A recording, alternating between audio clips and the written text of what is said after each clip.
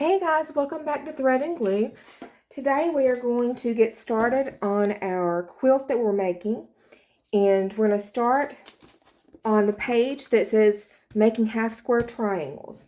You should already have all of your pieces cut out and labeled. That's where we left off.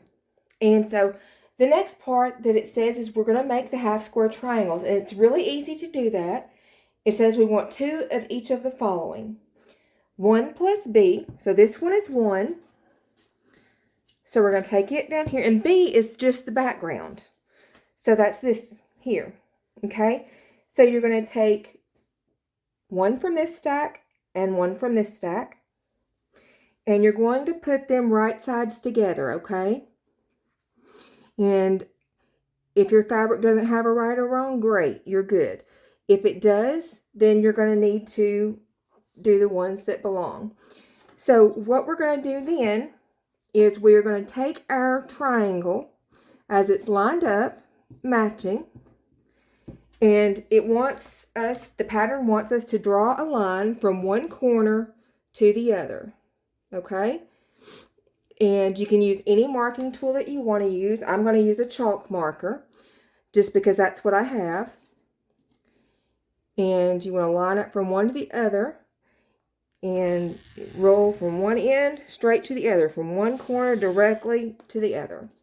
And that's going to leave you a line. What you're going to want to do then is you're going to take this over to your sewing machine. You probably want to pin it. I will do that. And you're going to sew a 1/4 of an inch seam on both sides of that line.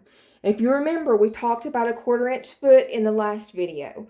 So what I'm going to do now, before we sew this, there's one thing that I didn't show you, and that was how to make sure that you have a 1/4 inch seam. So we're going to go over to the sewing machine, and I'll show you that in just 1 second. Okay, we're at the machine, and for my machine, it has a 1/4 of an inch setting on my screen. I don't know if you can see that or not, but it is number 7 for me, so I'm going to push that. That's going to move my needle over to where it needs to go. If yours does not have that setting, you will probably have a setting that will go over to the right, and that's where you want to put yours. And I'm trying to make sure I get this where you can see my plate down here. There we go. I think that's about right there. Okay. So you'll notice that I have changed my foot. I'm going to change it back, and I'll tell you about it in just a second. This is a standard foot, the standard foot that comes on your machine. If you're using that, that's fine, but you'll want to make sure that you have a 1/4 inch seam. So to do that, you just want to take a scrap piece of fabric, and I've got a piece of scrap white fabric here, and you're going to line up the edge of your fabric with the edge of your foot. That's a good starting place to see if that is an accurate 1/4 of an inch. So you'll stitch a little bit down for you, and you'll cut the thread or pull it out and cut it, and you'll see that it's a pretty narrow little seam there for me, right? So you'll want to take a ruler, and any ruler will do. This is a seam gauge. It doesn't have to be this, it just has to be a ruler. But if you'll look, where you'll see that this matches the 1/4 of an inch mark. So that is an accurate 1/4 of an inch seam. So if I'm not using a foot, then you can use some painter's tape, something like that. I've got painter's tape here on hand, and you can put your painter's tape down and match. Don't cover up your feed dogs because it will tear it up. You want to match right there to the exact seam. So let your foot sit down and put your tape right up against the edge of your foot. And there you're going to have it lined up. You can stack this up and make it taller, but you want to make sure that your line is straight. But you can stack that up, and it'll make it taller, and it'll give your fabric something to butt up against. If you, on the other hand, want to use a 1/4 inch foot. You can do that. You just change the foot out. And some feet have a screw to let them come out, and some just have a button. Mine just has a button.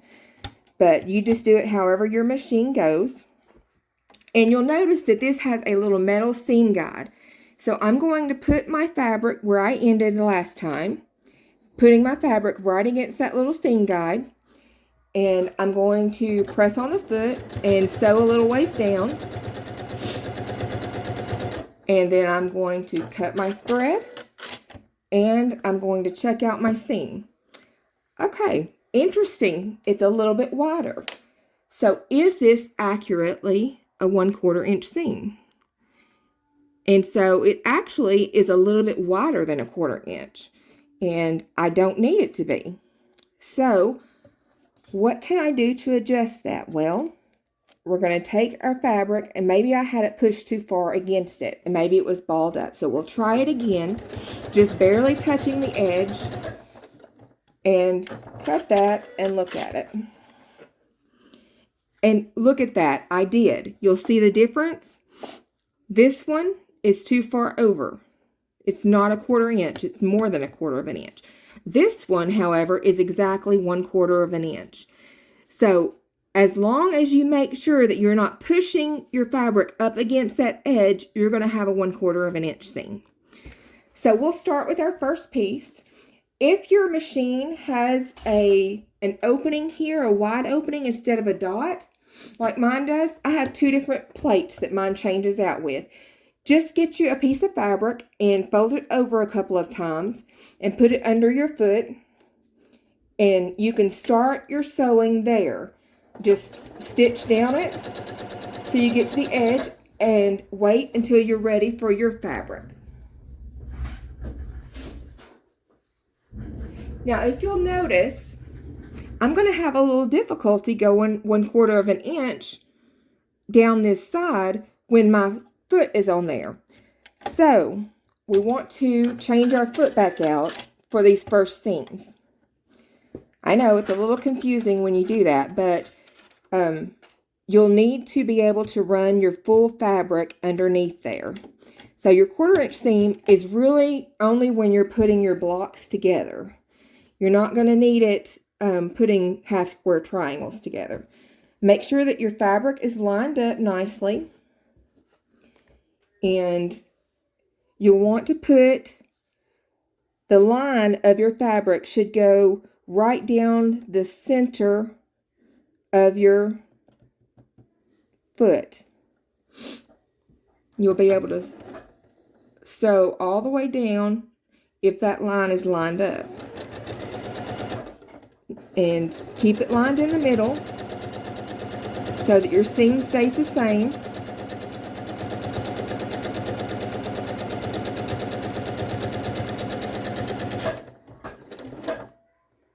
Okay, and I'm going to cut that off. What did I do with that little ruler? Well, I don't know what I did with it. Maybe I put it back. Okay, something to notice. Look at my seam. You can see that my seam curved. I didn't get straight. That's really important that you keep your seam straight. So we're going to go back and do this again. It started out good, but I had a curve, and we can't have a curve. So I'm going to go back, keep that directly in the center, and it should keep me going on a straight line. If you have trouble with that, just get some practice fabric out and try it again. Okay, still a little close, but it's better. You see the difference? There's just a little bit of difference there, but it's just enough to keep it from being accurate. So flip it around and do your other side. And stitch right down.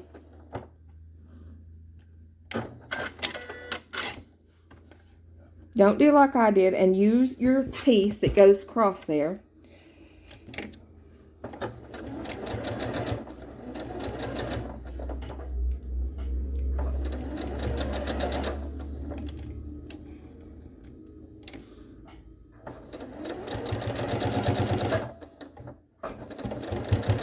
Well, it would do that just because I'm on camera, wouldn't it?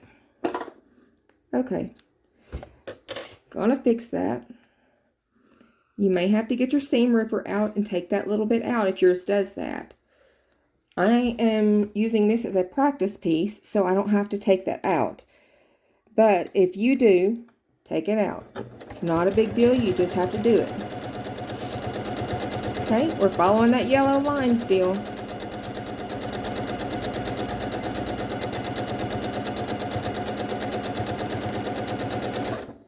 Okay, you're going to cut it and take it off. You should have 1/4 of an inch on both sides of your line. You'll notice my second line was much better, is much straighter, and has a much more accurate line. So you usually need a piece or two to practice on, and that's okay. Just do that. So I'm going to prepare all of my other half square triangles that it says in the pattern for me to do, and then I'll come back to you and we'll sew them up together. Just a moment. Okay, I'm back and I have my other pieces together. And so I'm going to put them right down the center and starting a little bit further up there.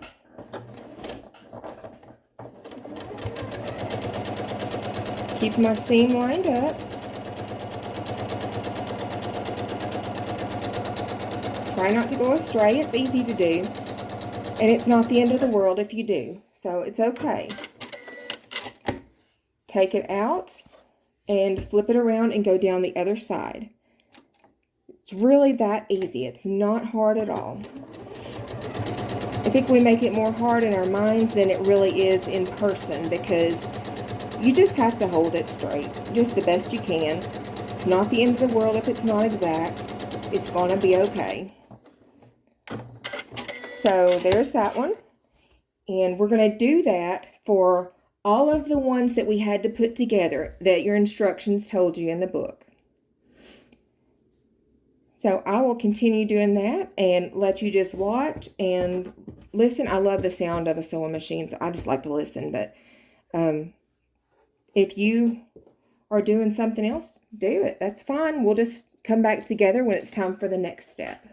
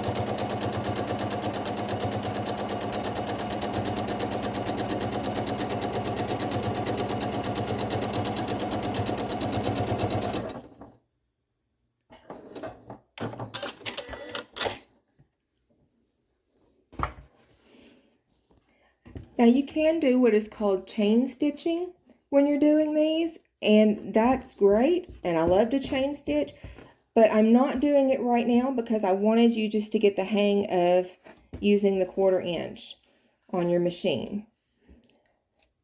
So if you are advanced further and you know how to do that, by all means you can do that. But for some of us that are newer, just take it one at a time, and you'll have a lot of luck.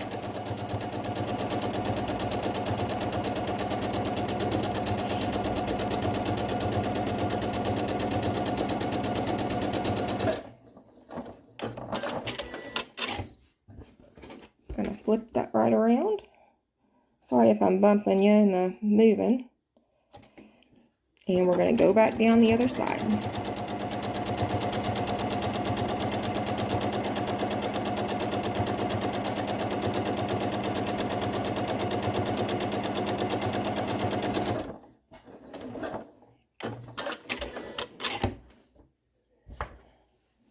We're on our last one of that set.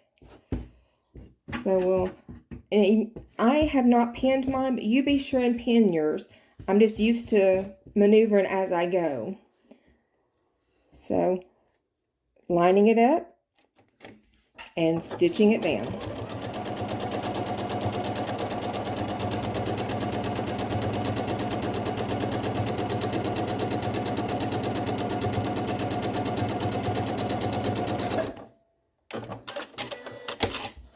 Flip it around. Make sure you're lined up before you start and stitch it down.